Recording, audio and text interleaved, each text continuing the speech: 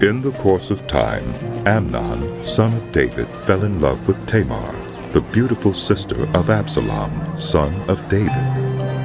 Amnōn became so obsessed with his sister Tamar that he made himself ill.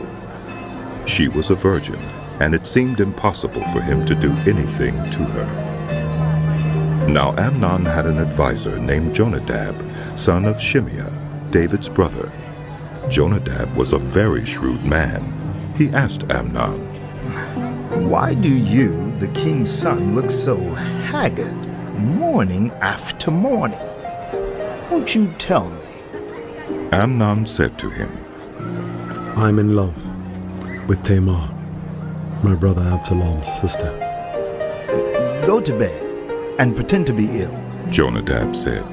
When your father comes to see you, say to him, 'I would like my sister Tamar to come and give me something to eat. Let her prepare the food in my sight so I may watch her and then eat it from her hand.'" So Amnōn lay down and pretended to be ill. When the king came to see him, Amnōn said to him, I would like my sister Tamar to come and make some special bread in my sight, so I may eat from her hand. David sent word to Tamar at the palace. Go to the house of your brother Amnōn and prepare some food for him. So Tamar went to the house of her brother Amnōn, who was lying down. She took some dough, kneaded it, made the bread in his sight, and baked it. Then she took the pan and served him the bread, but he refused to eat. Send everyone out of here. Amnōn said.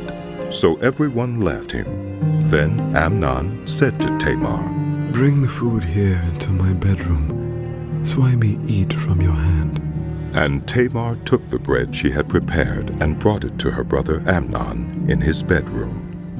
But when she took it to him to eat, he grabbed her and said, Come to bed with me, my sister. No, my brother! She said to him, Don't force me! Such a thing should not be done in Israel. Don't do this wicked thing! What about me? Where could I get rid of my disgrace? And what about you? You would be like one of the wicked fools in Israel. Please speak to the king. He will not keep me from being married to you. Stop! But he refused to listen to her, and since he was stronger than she, he raped her. Then Amnōn hated her with intense hatred. In fact, he hated her more than he had loved her. Amnōn said to her, "Get up and get out!" No! No! She said to him, Sending me away would be a greater wrong than what you have already done to me. But he refused to listen to her.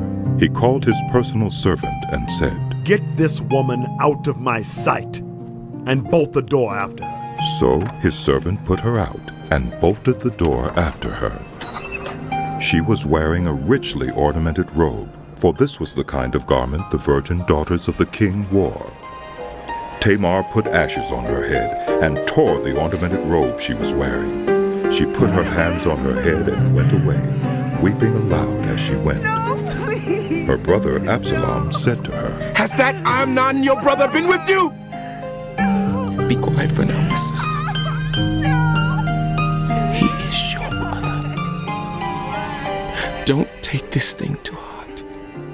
And Tamar lived in her brother Absalom's house, a desolate woman. When King David heard all this, he was furious. And Absalom never spoke to Amnōn again. He hated Amnōn because he had disgraced his sister Tamar. 2 years later,